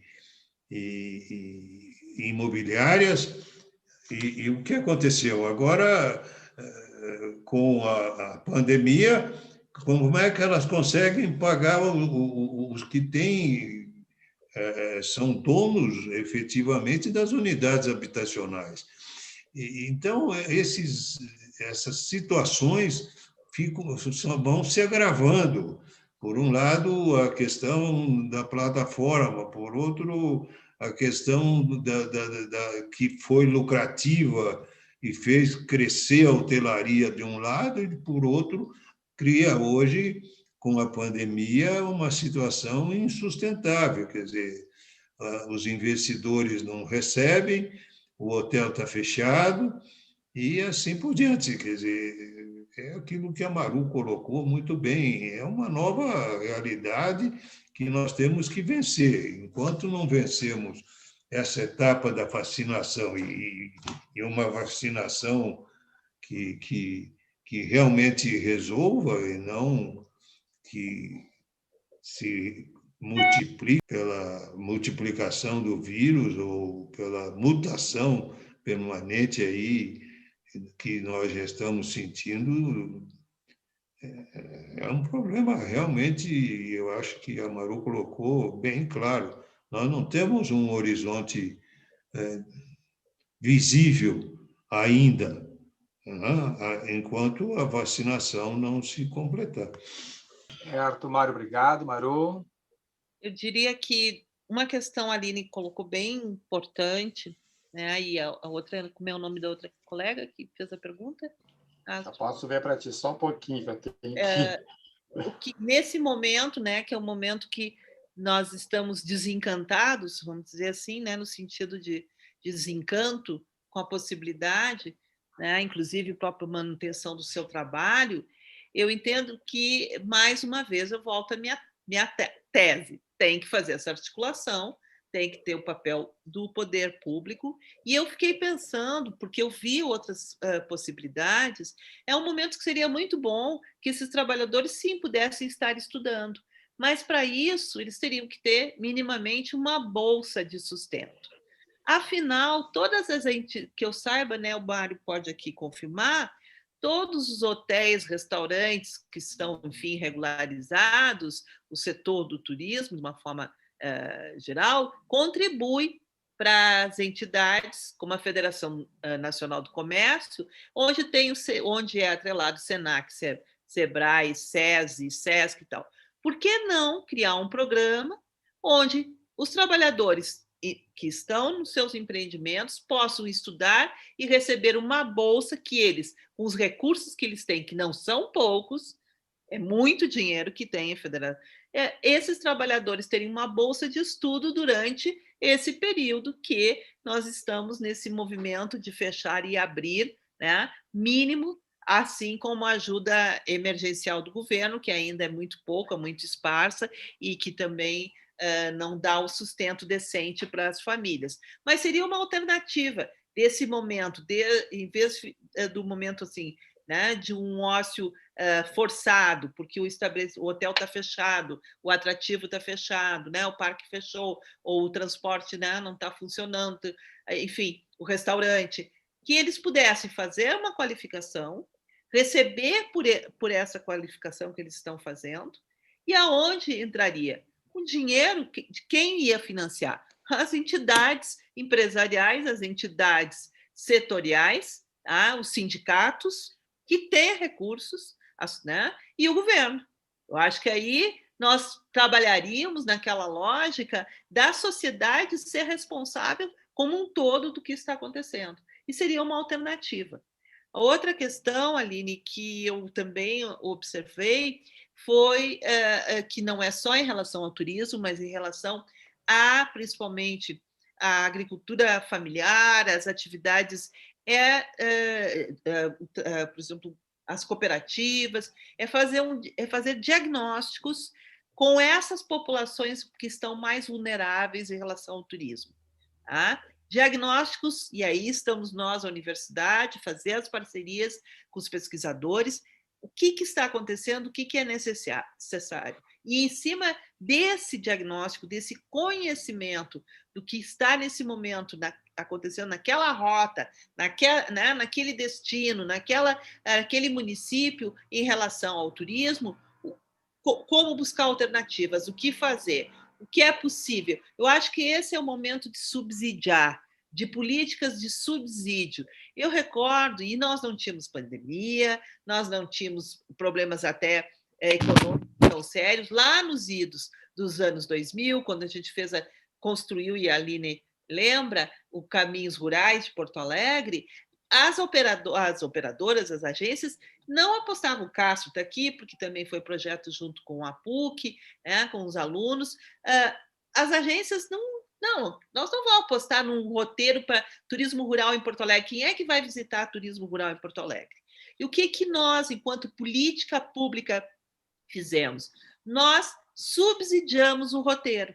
Nós pagávamos, então, o ônibus para que a operadora pudesse levar os turistas até chegar o momento que tinha já, né, construído um imaginário do que era aquele espaço rural de Porto Alegre e que depois foi amadurecendo. Então, o poder público, o papel de uma política pública é esse, é no momento de crise, no momento que tu está iniciando, inovando, ser parceiro, colocar recursos. Tem os fundos municipais de turismo. Para onde estão indo o dinheiro dos fundos municipais de turismo? Por que não usa esse fundo estadual, sei lá se existe, os conselhos municipais? Agora é momento das instâncias de governança assumirem o seu papel de protagonista para buscar alternativas. E essa alternativa está, eu volto a dizer, a retomada do papel do Estado, já que em parceria com as entidades sindicais, com as entidades empresariais, para buscar uma alternativa. E, óbvio, né, como eu disse, volto a dizer, lutarmos como sociedade para ter vacina para todos, o quanto antes. Certo. Maru, perguntaste o nome da colega, é Ana Maria Possamay, que tinha feito a segunda pergunta. Tá? Ana Maria, acho que contempla a questão da Ana Maria, né, que é a questão do abre e fecha dos estabelecimentos, e eu entendo que realmente isso é uma insegurança, isso é um movimento que traz para o trabalhador um desgaste, traz para o proprietário do empreendimento também, para todos, mas é o momento que a gente está vivendo. Não tem como, né? A gente dizer, não vamos abrir ou vamos fechar totalmente. Acho que sim, com as medidas de cuidados, pode-se abrir em determinadas condições. Nós sabemos, e aí o Beni trouxe a questão das questões do consumo desculpe, online, né, do e-commerce, que isso tirou muito emprego, mas, ao mesmo tempo, para alguns setores, como foi o setor da gastronomia, também abriu muitas possibilidades, né, que é o entregar, né, o drive-thru, só que para isso, né, também se muda as estruturas, tu não vai ter o mesmo número de trabalhadores, então isso também exige conhecimento, né? Conhecimento, inclusive, de como colocar teu produto numa rede. Por exemplo, eu, nessa pandemia, sou uma pessoa privilegiada, digo isso porque estou trabalhando de forma remota e recebendo meu salário, mas também sou privilegiada porque tenho condições de que as compras e o que eu preciso venham à minha casa, E eu tenho um ex-aluno que investiu na questão da agricultura de orgânicos e produção de orgânicos. A Brasília é conhecida por muitas feiras, mas essas feiras estão restritas, e ele montou um sistema de entrega. Então, toda semana eu tenho meus legumes, verduras, os meus, enfim, mercearia, o que eu preciso na minha porta. Tá? Agora, ele precisou de conhecimento tecnológico para entrar numa plataforma, para poder vender o seu produto, para saber como é que ele fazia a logística de entrega, a segurança para tudo isso, de higienização dos produtos. Então, esse é o momento, como eu digo, que é o momento de aprendizagem. Tá? E por ser um momento de aprendizagem, é importante que a gente sempre acesse a possibilidade do novo, sentando com outras pessoas, trocando ideias, né? Trocando iniciativas, soluções. Mas acredito que, se a gente possa fazer isso de forma colaborativa, vai ser mais rápido e, ao mesmo tempo, as nossas dores vão ser divididas, o que, nesse momento, é muito importante. Certo. Eu vou fazer assim, ó, tem muitos elogios, tem muitos comentários, né, elogiando as falas de vocês, muitos comentários que vão ao encontro, praticamente não tem nada que vai de encontro, pelo contrário. E aí eu selecionei, então, 3 questões para nós finalizarmos, já que são mais de 9 horas, né? E também nós começamos a cansar e também dar fome também, né? Ainda mais está um friozinho aqui em Porto Alegre, pode eu estar em Brasília, não ser aí em São Paulo, Pedro. Tá bem fresquinho aqui. Aqui tem um friozinho. Então, vamos lá. Então, assim, ó, a Marta Lemos, acho que já respondeste, mas agora nessa tua colocação, né, dessa tua, digamos assim, privilégio que muitos de nós temos, né? A Marta Lemos pergunta: como os recursos virtuais poderiam auxiliar nesses tempos de pandemia e pós-pandemia, além do já citado em relação ao turismo de negócios, né? Tu já deste dar um exemplo, mas vocês poderiam, né, pontuar. Deixa eu ver o que mais aqui. O Júlio Dantas Fernandes Neri pergunta, né? Pergunto que, para haver melhor desenvolvimento turístico regional, os municípios não deveriam colocar turismólogos nos cargos da pasta de turismo? Tá? E, eu estou chamando de uma última pergunta nesse momento, a Fernanda Teixeira Carvalho coloca: como obrigar as cidades a abrir o Fundo Municipal de Turismo? Essa questão da informação e da venda de serviços pela rede que se estabeleceu, cresceu, hoje eu chamo de infopólio, porque realmente é um grupo que se agigantou em todas as... E isso é fruto, evidentemente, do progresso e da velocidade com que...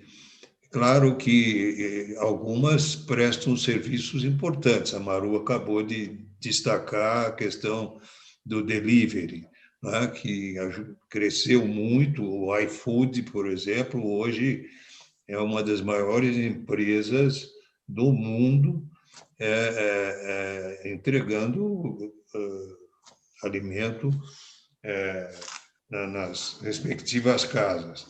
Então, é tal história. É o preço que nós estamos pagando pela um novo momento, nova era, eu diria. E vai ser assim daqui para frente. Em São Paulo, que é um centro gastronômico, na minha opinião, tão importante como Nova York, sem dúvida nenhuma, é uma das cidades que vive da gastronomia. É uma coisa impressionante os restaurantes que fecharam e aqueles que optaram realmente para o delivery. Então, sobreviveram.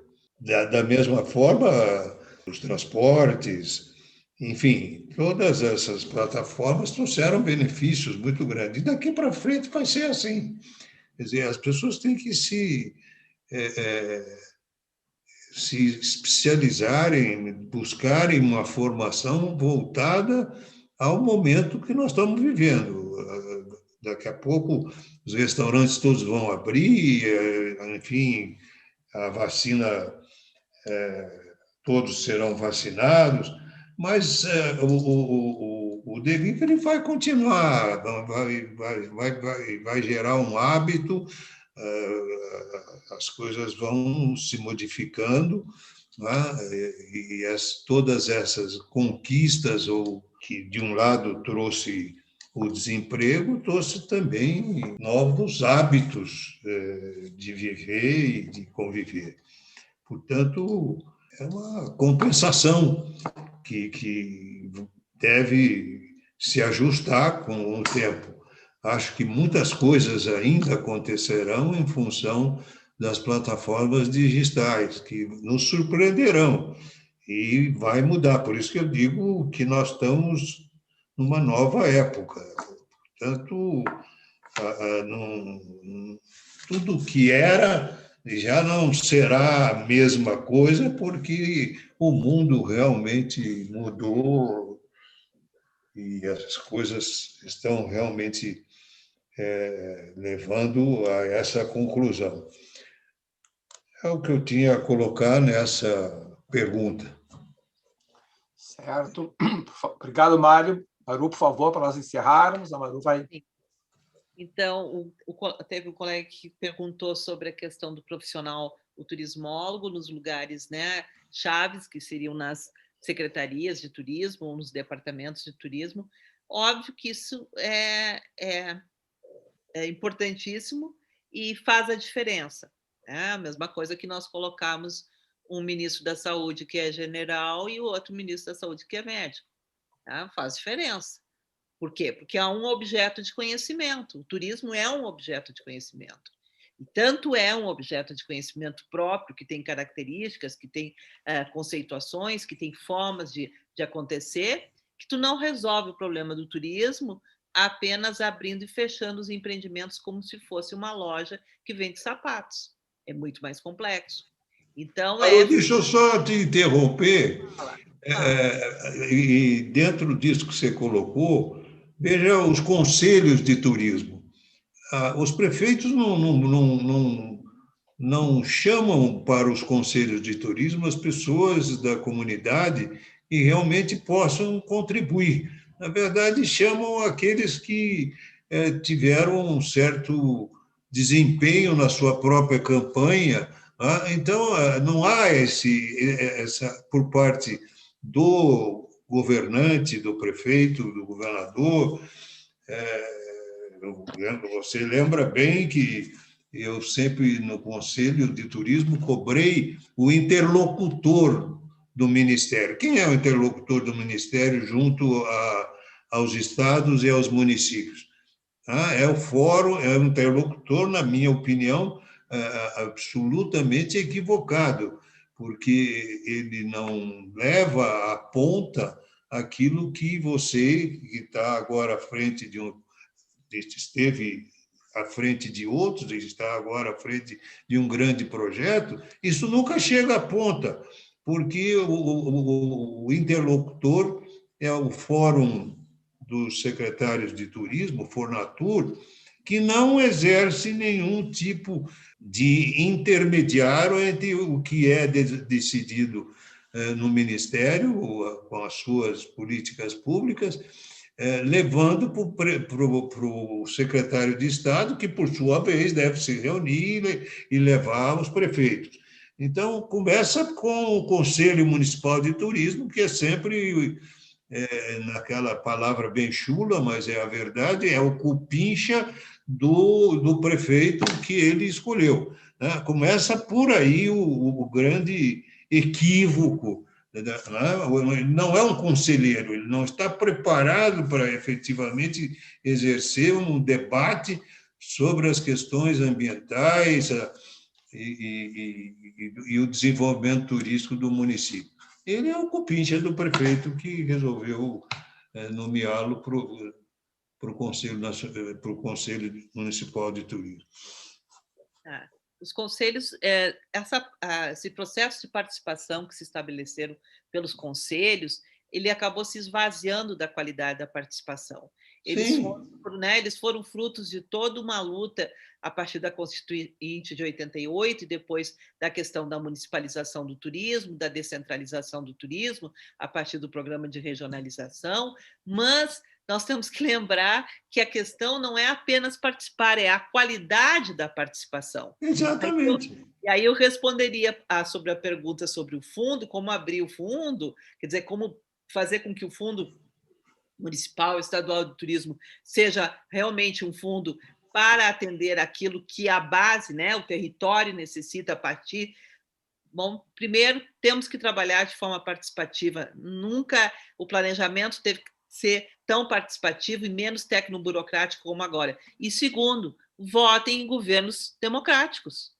Enquanto nós não entendemos que o nosso voto interfere diretamente nessas pessoas que vão estar depois na gestão do Estado, do nosso território, e votarmos em pessoas com linhas e tendências autoritárias, acontece o que o Beni fala. O prefeito vai lá e bota quem ele quer, a quem ele deve favor por ter sido eleito. Quando nós não terminarmos com esse processo político no Brasil, nossas propostas todas não vão avançar, porque todas as instâncias vão estar minadas de interesses particulares, porque hoje, mais do que nunca, o que é público se tornou privado de alguns. E no Brasil isso está muito claro, está muito presente. Então, se é privado de alguns o que é público, a grande maioria, a vontade da grande maioria não se faz representar. Então, o voto em candidatos, em propostas que defendam a democracia, que defendam a participação, que defendam a Constituição de 88 e todos os seus ganhos de cidadania, são fundamentais se nós quisermos mudar essa história de repetições de autoritarismo, né, e de interesses particulares que o nosso território está tomado e que as políticas públicas estão tomadas. Que é a relação do capital sobre o público. E isso é histórico. Tá bom, Carlos? Tá bom. Então, assim, eu queria inicialmente agradecer mais uma vez, antes de chamar a Natália, que vai encerrar, agradecer a todos que participaram, pedir desculpas pelas atrapalhadas iniciais tecnológicas, tá? Mas, enfim, somos um pouco refém a todo esse processo. Agradecer imensamente ao professor Mário Beni, né, por estar aqui. Enfim, é o final de uma jornada, tá? Mas eu acho que é uma grande contribuição. Dizer a todos que foi gravado, então, esse nosso encontro, vai estar, né, à disposição da nossa plataforma, então, no YouTube. Nós criamos uma plataforma no YouTube, certo? E já convido todos vocês para, na próxima terça-feira, então, dar prosseguimento. E aí nós esperamos que na terça-feira que vem tu saia perfeito tecnologicamente. Tá? Obrigado, Mário. Obrigado, Maru. E, Natália, obrigado para ti agora. Nós vamos depois, vocês podem ver no chat, nós vamos mandar também algumas perguntas que vieram por e-mail no chat. E também os comentários vocês podem ver no chat, né? Mas são todos muito elogiosos para vocês dois. Tá? Então, agradecemos muito a todos. Obrigado também, Maurício, né, que está aí atrás, tentando resolver os problemas. E se cuidem, tá? Se cuidem mesmo. Natália, por favor. Obrigado. Agradecemos a participação de vocês nessa nossa noite de diálogos, em particular aos convidados, a professora Marutska e o professor Mário. Ressaltamos que os eventuais dúvidas sobre o curso ou a rede de qualificação em turismo podem ser encaminhados para o e-mail pnqtrs@gmail.com. Encerramos este evento, nos despedimos desejando fotos de saúde a você e seus afetos. Use máscara, elas salvam vidas. Uma boa noite a todos.